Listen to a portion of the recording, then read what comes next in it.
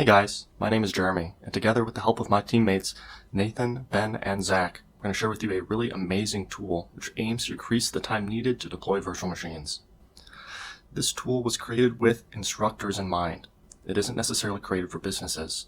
Unlike businesses that may deploy a server and have it in use for, say, 5 years, instructors may need to create and destroy lab-oriented virtual machines multiple times a year.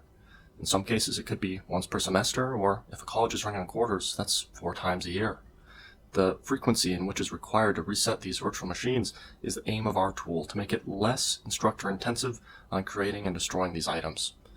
While it may take a long time to create a virtual machine manually, with this tool, you're able to deploy that across 1,000 different machines instantaneously. Alright, so to begin understanding what we're doing in our code for VM automation, we're going to need to understand the basics of Python and what we can do with Python. We're going to start off with variables and what a variable is. Variables are used to store values so we can refer to them later. It's like a label. It uses the equal sign, also known as the assignment operator in Python, to assign a value to a variable. The assignment can also be changed, like in line 1, where it says a equals b equals 2. So that means a and b both equal 2. And with these lines, they're saying that they want to print out a equals whatever string a equals, and b equals whatever string b is. And they're both 2, so these would print out as a equals 2 and b equals 2. Greetings, you can see here that this is a variable. Variable greetings is assigned to the string greetings. We'll talk more about strings later. And we have a line here, it says it wants to print out greetings equal and whatever the variable greetings is. And greetings is greetings. So it'd print out greetings equals greetings. And then down here, the example of changing it, if we change the variable greetings to equal a different string, like hello world, instead it would print out greetings equal hello world. Variable types. There are 2 different main types of variables, integers and floats. The most important difference between integers and floats is that an integer is a number without a decimal point, and a float is a number with a decimal point. You can see in the examples here, number equals 9, variable is number, 9 is the integer that is assigned to the number, and the print line is saying to print out the type of variable number is, and it would print out integer. And in the next example, float number is equal to 9.0, that's a float because it has a decimal point, and it would print out the type of float underscore number, and it would print out float. You can check that right here, and it'll show it says the class int and class float. Now let's talk about strings. This is the basic string code right here. It's going to show what strings are. We have a variable, hello, is equal to the string hello, and world is equal to the string world. Notice how we can use double quotes or single quotes. Hello underscore world, the variable, is equal to hello, the variable, plus a space, plus the variable world. And this is going to print out hello underscore world. And this is what it's going to print out. And it's going to say just hello world, because we're just combining these 2 strings right here with a space in between them 2, and that's all it is. We're going to jump now to basic string methods. There are a lot of useful string methods. For the other methods that are included with Python, you type a dot after the string or variable containing the string and the method name after it. For example, I could type example here. You would type, if the string was John, you would type that, dot upper, parenthesis. That's all you have to do. And string formatting. There's a couple different ways to format strings. This is one of the more simple. We have a variable named name, and it's equal to the string John. So you want to print out hello world. My name is whatever this is. What is that? That is a placeholder. We have the modulo character and an S. That is for a string. That is a placeholder for a string. And then down below we have a modulo character and a D. That is a placeholder for a numeric or decimal value. So since we're going to be putting a string in this first print, we have modulo S, and we also have this here, so the code knows what we're putting there. We're putting the variable name. And then here, we don't have a defined variable, but we can easily do the modulo and a number, and we could put that in for I'm 20 years old. And if we run that, we'll see we've got hello world, my name is John, and I'm 20 years old. 2 separate lines. Talking about why we choose virtual service and physical service, as you know, the most of the companies want to keep the cost down, keep their product up, and make sure that the system can be recovered as well in the event of disaster, or not considering how it's gonna be performance and how sure it will be and how easy it will be to be resolved service in the event disaster. If you know you need to be run your business continue run as usual.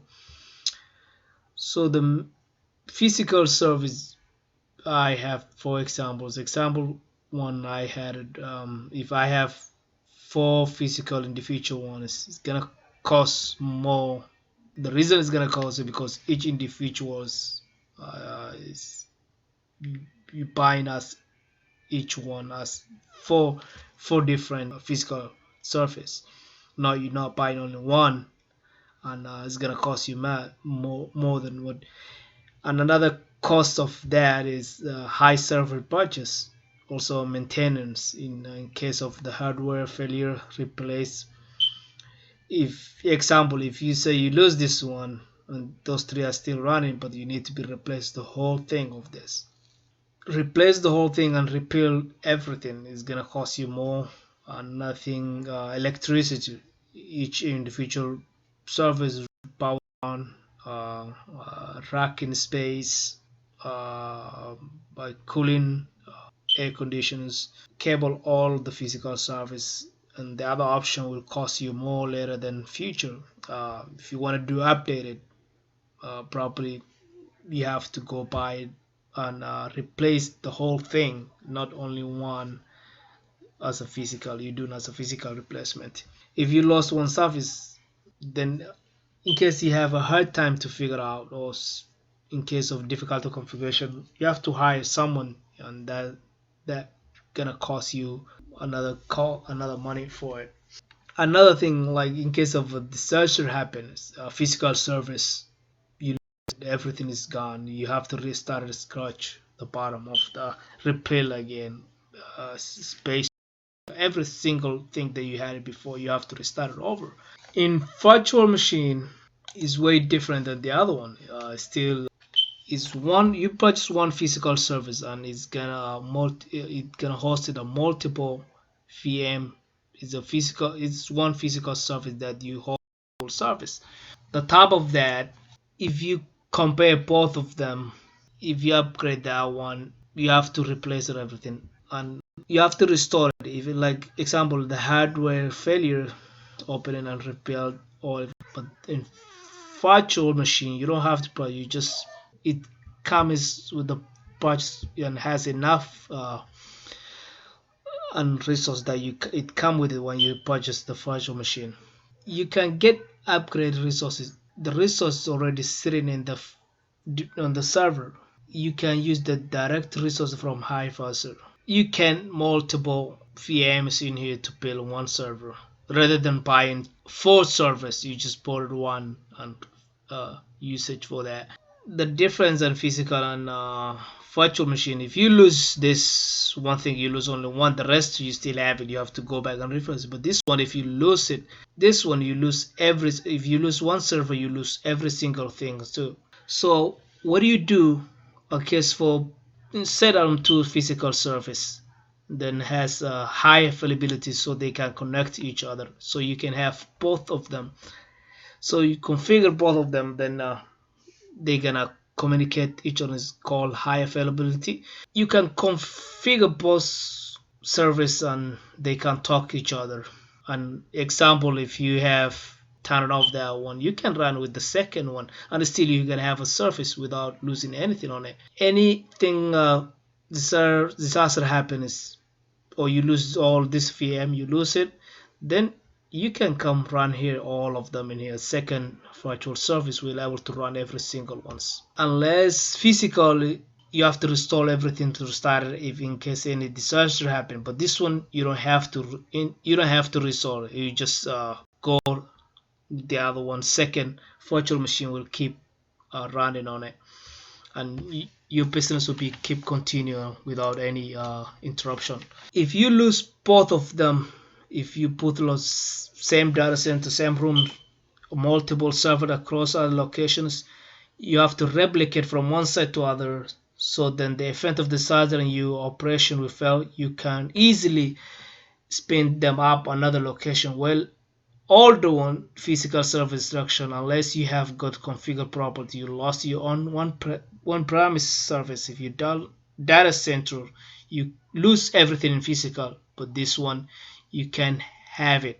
Yeah, but in this one virtual machine, you're not gonna have a lot of hard time. It's easy to manage and to get it back, resolve it back. But physically, you lose it everything, and you have to restart it and scratch.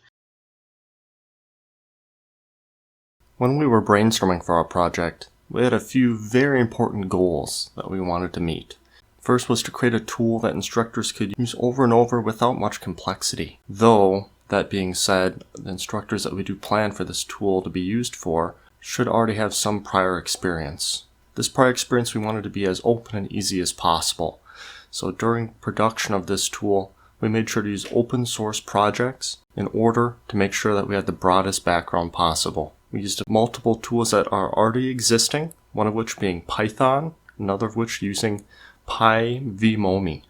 These tools are open source, publicly available, and are already included on some major distributions of operating systems.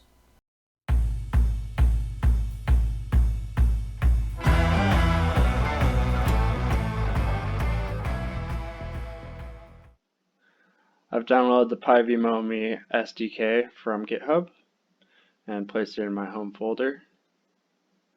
And I've downloaded the community samples and placed them in the PyVMomi folder. So where we run this script from is important because of the modules that it'll be referencing.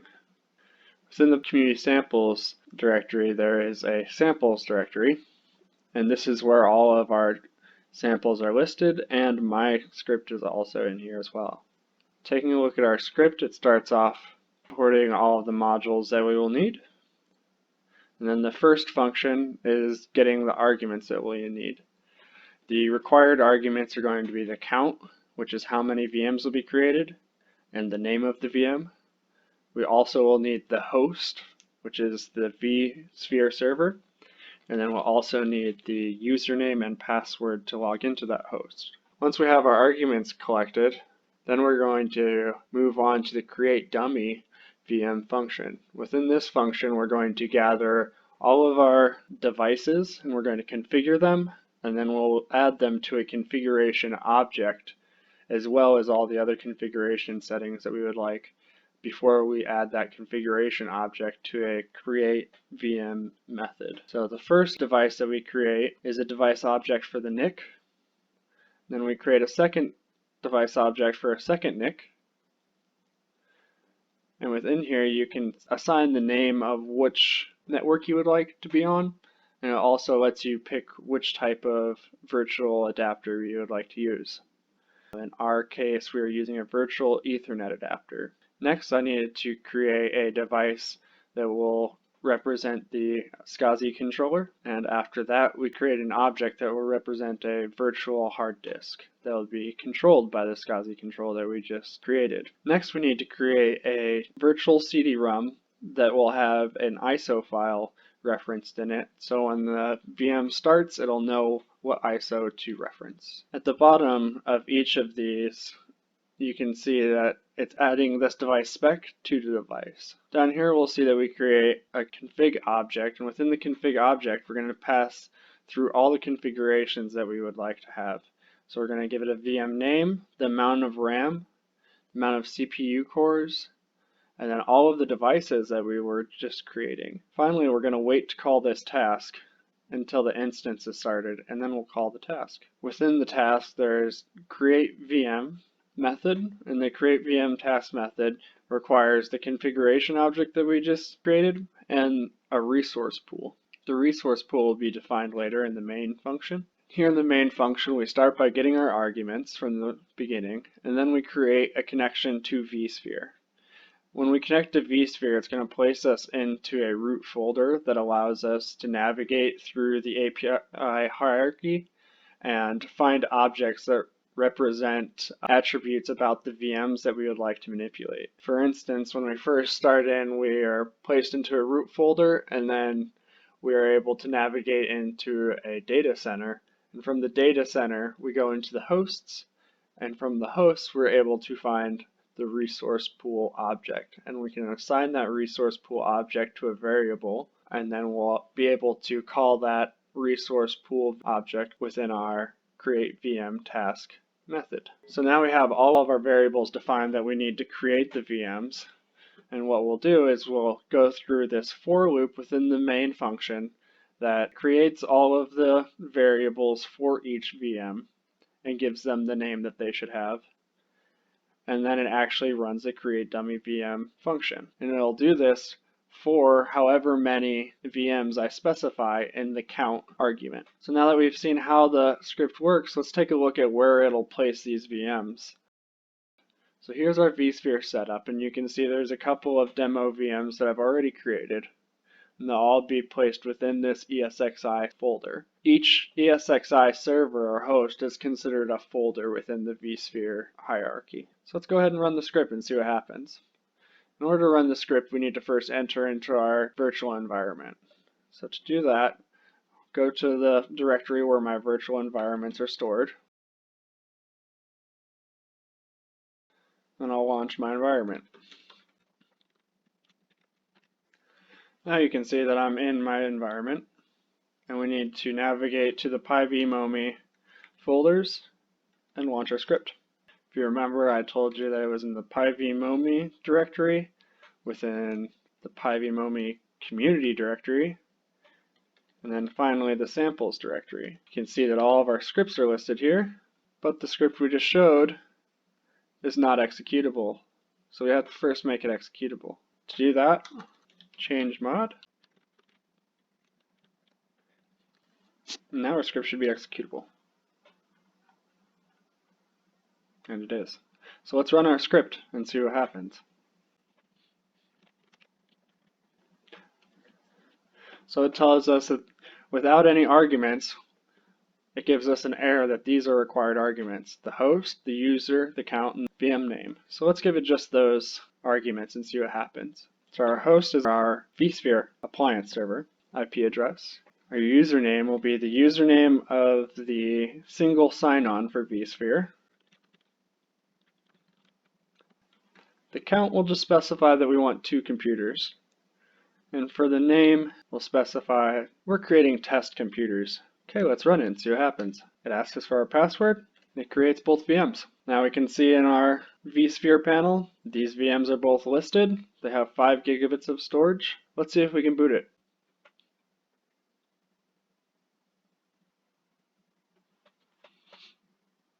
And look at that. We are running Ubuntu. Now let's take one more look at our script and see what the defaults for those arguments were that allowed us to run this like this with such little specifications. So if you see, we have our network name argument. The default is VM network, which is the default network of all vSphere experiences. The HDD size, we have the default is 5 gigabits. The RAM size default is 2 gigabits. The number of CPU cores is 1 by default, and the ISO is this Ubuntu 18 ISO that I have stored in data store 1 in the main directory. And that's it.